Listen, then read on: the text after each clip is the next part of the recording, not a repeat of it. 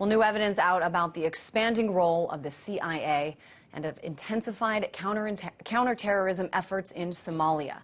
This is not simply a case of more agents on the ground there, but an increase of drone attacks, of targeted strikes, and most significantly, of a secret prison run by the CIA. Just out in The Nation magazine, a new investigative report details how the CIA trains Somali intelligence agents and operatives and plans missions directed at members of the Islamic militant group Al-Shabaab, believed to have close ties to Al-Qaeda. Now, this is important because the article is called "The CIA's Secret Sites in Somalia," and it was written by national security correspondent Jeremy Scahill. Scahill, of course, also wrote the best-selling book Blackwater: The Rise of the World's Most Powerful Mercenary Army. He's in our New York studios and joins us with a very inside look after spending 10 days on the ground in Somalia. Hey there, Jeremy. I guess I want to start by asking you about this secret prison. What does it look like? And more importantly, what's going on inside? Right. Well, officially, the prison is run by the Somali National Security Agency, but in a way, it's sort of a distinction without a difference, because the CIA is paying the salaries directly of Somali intelligence agents, including those that work at this prison. The prison is inside the compound of what's called Villa Somalia, which is the green zone of sorts where the U.S.-backed Somali government has its headquarters in Mogadishu, and it's housed in the basement of the National Security Agency, where there are also some CIA operatives based. And inside this dungeon prison, there are no windows, there's no sunlight, there's a bed bug infestation, according to prisoners who've been there, mosquitoes all over the place, the air is moist, thick, and disgusting. Some prisoners are said to be losing their minds.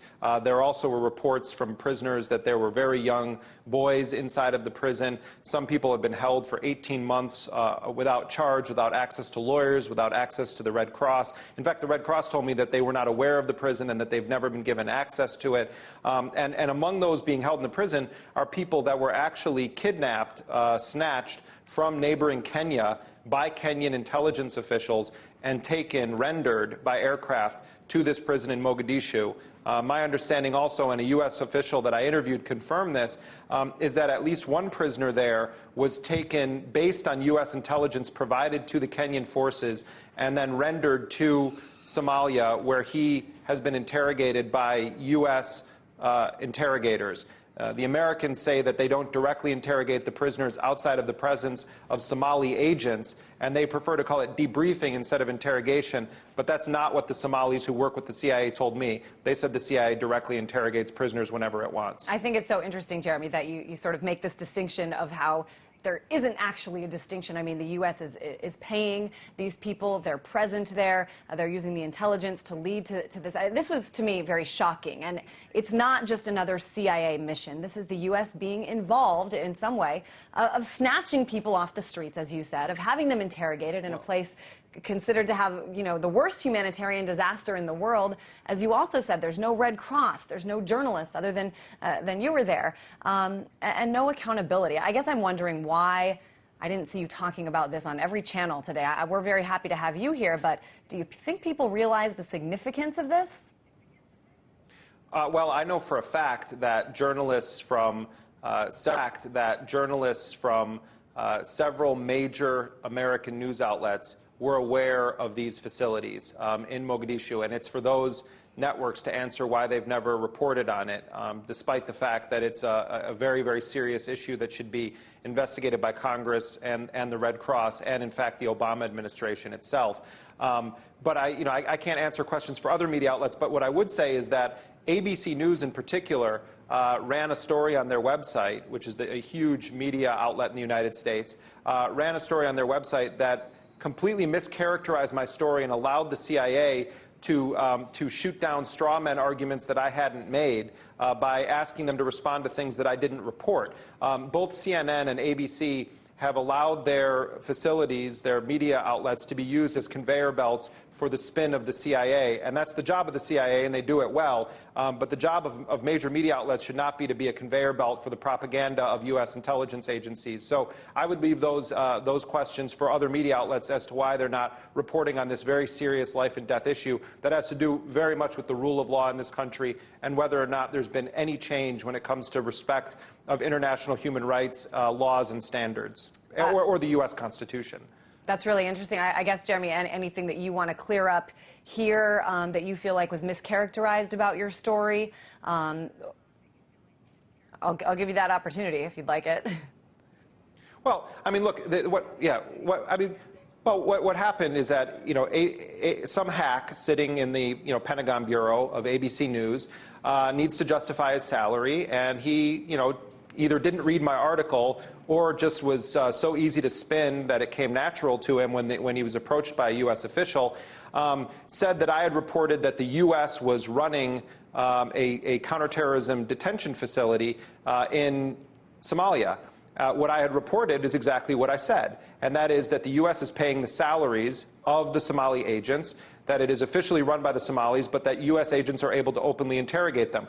ABC then made the focus of the story, we don't have any black sites, we're not running a black site inside of Somalia, and implied to that my story needed to be undermined because it wasn't true.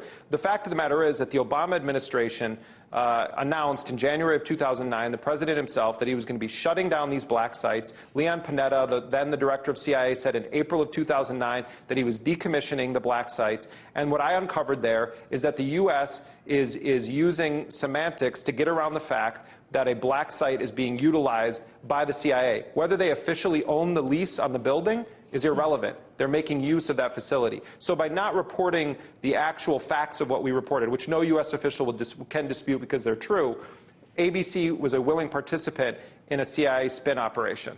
Let's talk about, you mentioned, you know, the Obama administration and some of the ideas that they've touted. I know that one of, you know, candidate Obama's biggest arguments was talking about overturning some of these Bush-era policies. And, you know, I guess I thought during these last couple of years I was going to see some of these prisons shut down when, in fact, we're seeing new ones opening. Talk a little bit about that.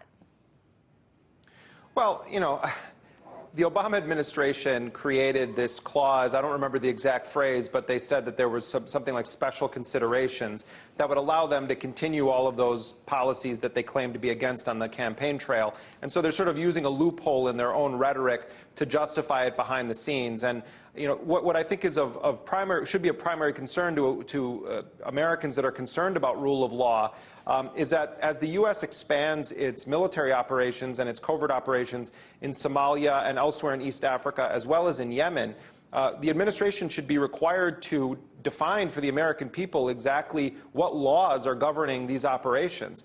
For instance, there was a Somali man who was transferred in early July to New York, who had been snatched off of a ship in the Gulf of Aden and taken for 2 months to a U.S. naval ship, held incommunicado, without charge, with no access to lawyers. Now he's being charged in a federal court. When the Center for Constitutional Rights asked the Obama administration what legal justification they had to hold him in that manner, the administration didn't have an answer for it. So what we're seeing is President Obama, who himself is a constitutional law expert, seeming to raise serious constitutional challenges with his own policies as commander-in-chief and as president.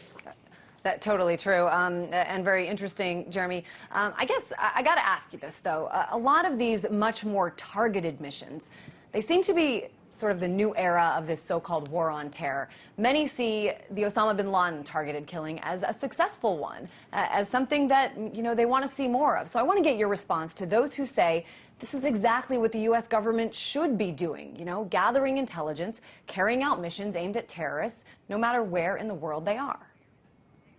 Right. Well, I mean, the Osama bin Laden hit is you know, going to be the stuff of lore and Hollywood films, and there's going to be the Kill Bin Laden movie, and Disney literally trademarked the term SEAL Team 6, and that's what everyone's going to know about U.S. targeted killing and the Joint Special Operations Command, unless they actually are paying attention. What they don't know is that the same force that killed bin Laden just a year earlier killed 2 pregnant women and an Afghan police official in a botched raid that was based on bad intelligence, turning that family against the United States.